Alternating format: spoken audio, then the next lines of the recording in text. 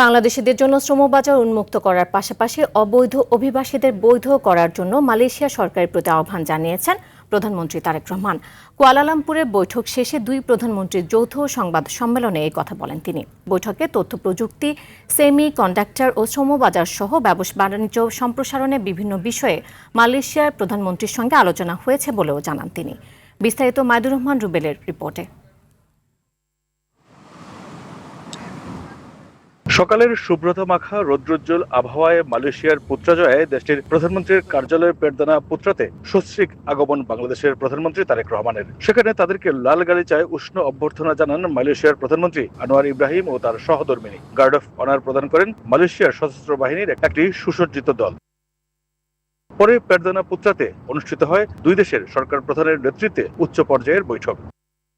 মালয়েশিয়ায় কর্মরত বাংলাদেশি প্রবাসীদের জন্য অনেক আশার এই বৈঠক। তাদের প্রত্যাশা, বৈঠকে অবসান হবে দীর্ঘদিনের সমস্যার। বৈঠক শেষে যৌথ বিবৃতিতে প্রবাসীদের আশার প্রতিফলনের কথাই জানান দিলেন প্রধানমন্ত্রী তারেক রহমান। প্রধানমন্ত্রী বলেন, বাংলাদেশি কর্মী নিয়োগে মালয়েশিয়ার শ্রমবাজার উন্মুক্ত করা, অবৈধ কর্মীদের নিয়মিত করা, ওয়ার্ক পারমিট নবায়ন সহ বেশ কিছু বিষয়ে আলোচনা হয়েছে বৈঠকে। আমি মাননীয় প্রধানমন্ত্রী আনোয়ার ইব্রাহিমকে আরও বাংলাদেশি কর্মী নিয়োগের বিষয়টি বিবেচনা করার এবং যত দ্রুত সম্ভব শ্রমবাজার উন্মুক্ত করার অনুরোধ জানিয়েছি। আমি অনিয়মিত শ্রমিকদের বৈধতা প্রদান এবং আটক বাংলাদেশিদের সম্ভাব্য প্রত্যাবাসনের বিষয়টিও উত্থাপন করেছি। বৈঠকে উঠে আসে দ্বিপাক্ষিক এবং আঞ্চলিক আন্তর্জাতিক বিষয়গুলো। আমরা দ্বিপাক্ষিক সহযোগিতা নিয়ে আলোচনা করেছি এবং আঞ্চলিক ও আন্তর্জাতিক পরিস্থিতি সম্পর্কে মত বিনিময় করেছি।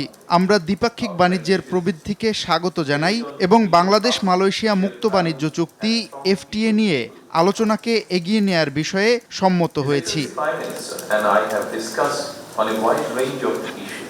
তারেক রহমান বলেন, আঞ্চলিক অর্থনৈতিক অংশীদারিত্বে বাংলাদেশের অন্তর্ভুক্তি, রোহিঙ্গা ইস্যু, আসিয়ান এবং জাতিসংঘের বহুপাক্ষিক ফোরামে সহযোগিতার বিষয়গুলো গুরুত্ব পায় আলোচনায়।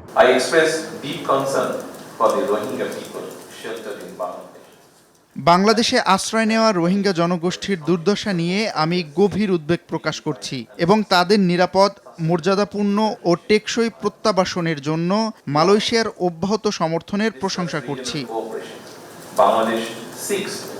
বেইজিং আর দিল্লির প্রভাব বলয়ের বাইরে গিয়ে প্রধানমন্ত্রীর এই মালয়েশিয়া সফর ঢাকার স্বাধীন পররাষ্ট্রনীতির এক স্পষ্ট বার্তা। দীর্ঘদিনের ঝিমিয়ে পড়া শ্রমবাজার চাঙ্গা করা এবং বিনিয়োগকে আরও সমৃদ্ধশালী করার জন্য এই সফর গুরুত্বপূর্ণ ভূমিকা রাখবে বলেই মনে করা হচ্ছে। পরে মালয়েশিয়ার প্রধানমন্ত্রী আয়োজিত মধ্যাহ্নভোজে সহধর্মিনী ডক্টর জুবাইদা রহমানকে নিয়ে অংশ নেন প্রধানমন্ত্রী। উপভোগ করেন দেশটির ঐতিহ্যবাহী সাংস্কৃতিক পরিবেশনা ও পরিদর্শন করেন একটি স্কুল।